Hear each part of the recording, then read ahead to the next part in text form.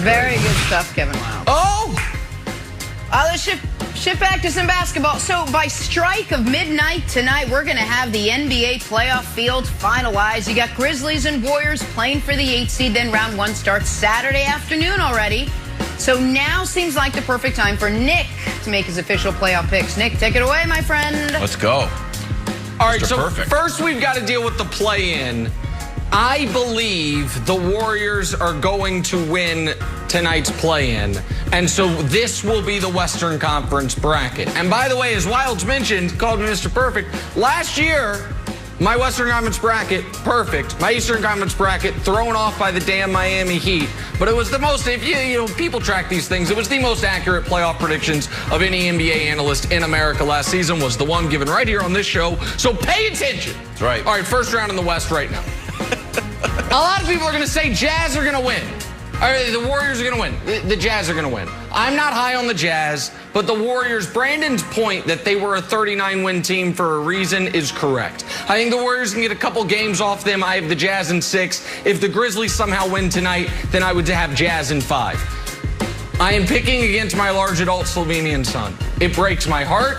I don't want to do this, but my commitment to take and gambling integrity demands I give you where I'm actually putting my money. I think it's a great series. I think Luka's good enough to get 2 of them off the Clippers by himself. His teammates will pitch in for 1 more, but in a great 7-game series, the Clippers move on. The next one is fascinating. Nuggets-Blazers. Vegas has the Blazers as a slight favorite. Not only do I not think the Blazers are the favorite, I think the Nuggets are going to score 130 points a game in this series. I think I am going to get so many DMs from Denver and Serbia simultaneously because Jokic is going to annihilate the Blazers, and they're going to win in 5, and I have the Lakers in 6. Advance to the conference finals. First time in franchise history, the Los Angeles Clippers are going to make the conference finals. They beat the Jazz in 6. The Jazz are not going to match up well with the Clippers' wings. And the Lakers easily dispatch of the Nuggets in 5. Jokic at that point is going to be a little worn out. It's going to be a lot like the Western Conference Finals last year where he couldn't handle Anthony Davis. And then the Western Conference Finals everyone wanted last year. Lakers, Clippers, going to be a classic. And it is Lakers in a gentleman's sweep. At this point, what we've seen, Kawhi probably limping down the stretch of a playoff run after actually having to play every game. Paul George, I don't trust him, and they have no one to guard Anthony Davis. So the Lakers win the conference. Toughest series is the first round against the Suns. Now to the East. We'll go very quickly through the first round of the East. The Sixers are going to gentlemen sweep the Wizards. The Knicks in a classic against the Hawks by Game 7. Poor Trae Young's probably going to have a cracked tibia, a black eye. They're going to beat him up. They win in 7. I believe in the Milwaukee Bucks. They're going to exorcise their demons of last postseason. They beat the Miami Heat in 6. And then the Nets, pardon me, beat the Celtics in 5. It might be a sweep, but I'll give the Celtics 1 game. Now to the controversial part. Obviously, the Sixers will beat the Knicks in 5. I think Milwaukee beats Brooklyn. Game 6 in Milwaukee is where this magical Brooklyn run comes to a close. Drew Holiday is a massive upgrade from what they had last year in Eric Bledsoe. I believe in Giannis. They move on. And then, to me, the 2 best teams in the East all year, the Sixers and the Bucks, play each other in the conference finals. It is an epic conference finals.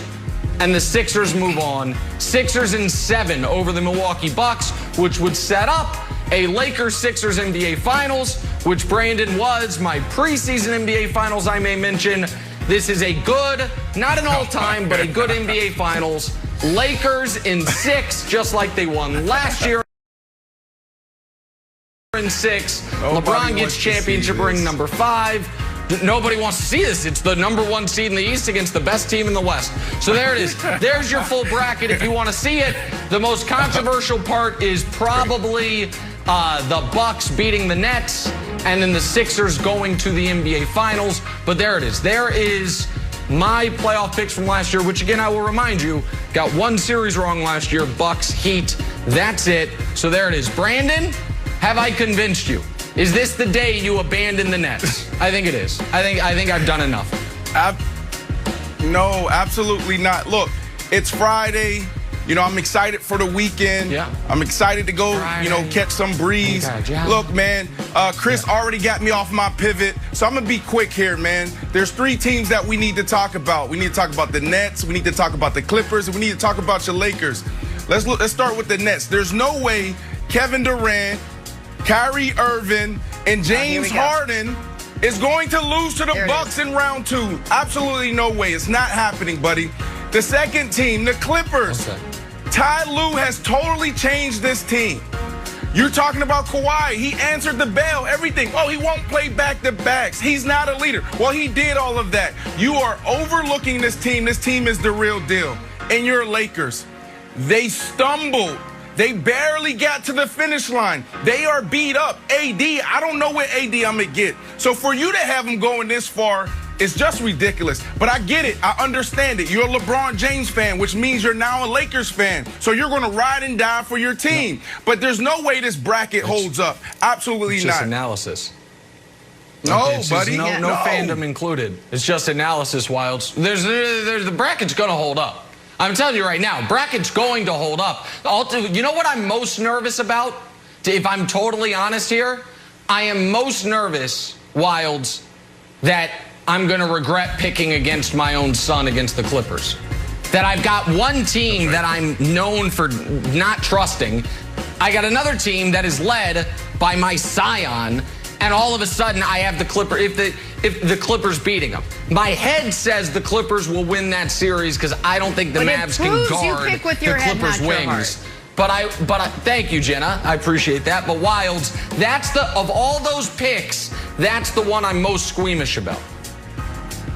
That's what I was going to say. I called you Mr. Perfect with an asterisk because you went perfect with an asterisk last year, and I support you. I think this show thrives in 2 ways. One, where you have something controversial to say, and we just cut you down. We just try to throw as many arrows in you as possible. The other way it succeeds is by fully supporting this, which I really like. I like this entire bracket. The question for you is this. And maybe I'll throw it to Brandon. Brandon, you saw please do. Brooklyn. You saw the Bucks sort of like underachieve in the playoffs for 2 years. And each year Giannis learned something. And now it feels like he's got the time. And we've seen super teams come out and struggle. The Celtics famously didn't, but other super teams take a little while to gel. Are you not worried at all about the gel factor of your Brooklyn Nets who have only played a handful of games together and, by the way, aren't healthy either? 7. Hey, Kyrie Irving. Hey, Jordan. Hey, James Harden. Guys, get in here. Let me tell you what we're going to do against Giannis and the Bucks. This is what we're going to do. Build a wall. That's what everybody else did. That's what Miami Heat did last year in the bubble. Build a wall. He can't shoot. Everybody knows this. Everybody's going to be talking about on all the other networks. They're going to be talking about on our shows all day. We know how to stop him.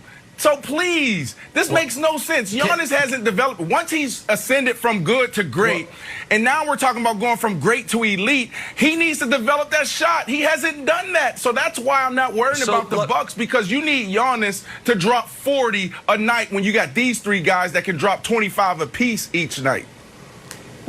Well, let's table the Giannis discussion for a moment because he has a great quote that I think we're going to talk about next, so we can dive further into that. But I have a Nets question unrelated to the Bucks for Brandon quickly, because I don't know if the audience has noticed, but Brandon, well, kind of, because Brandon in the last 2 shows has said the word defense more than all year combined. Warriors, Lakers, what happened? Defense. Why do you got the Suns? They got good defense. Like, all of a sudden, there's a lot of defense being talked about. Right. So I'm just curious if you're at all a little anxious about your Nets when you seem to be coming around that, in the playoffs, this defense is going to matter. Yeah, so here's the deal. Well, what did I say? Mid-April is when we can start talking about defense. All right, we're past that mark, Yeah. so we can talk about defense because at this level, these guys don't care, man. You can turn on the NBA game in January, February, March, and you can see these guys' effort level being extremely low. And then all of a sudden, they get in big games. They're playing on TNT, and then you see the energy. Playoff time, you see the energy. These guys know what's at stake. It's legacy play here. Kevin Durant, can he do it his own way? Kyrie Irving, can you do it your way? James Harden, you are known as one of the greatest players that never got it done. This is his moment. This is his opportunity. Blake Griffin, the same thing. Steve Nash, you are a rookie coach. You don't know what you're talking about. So these guys, because I'm looking at the competitive edge and the competitiveness that players walk around, well, people just walk around with, and in moments like this, they step up. They don't need to be a top 10 defense. They just need to be a defense that gives effort and communicates. Because offensively, you know what you're going to get. You just need to get a couple key stops throughout the game. So that's why I have the Bucks. Okay. I mean, excuse me, the Nets. Sorry. Oh my goodness, blasphemy. Blasphemy. Blasphemy. Put that on the internet. Put that on the internet, America. Wow. Hey, speaking of the Bucks, let's talk about them, because their recent playoff failures are seemingly front and center. So is it title or bust for Giannis? Wait till you hear what he had to say. That's next. First things first.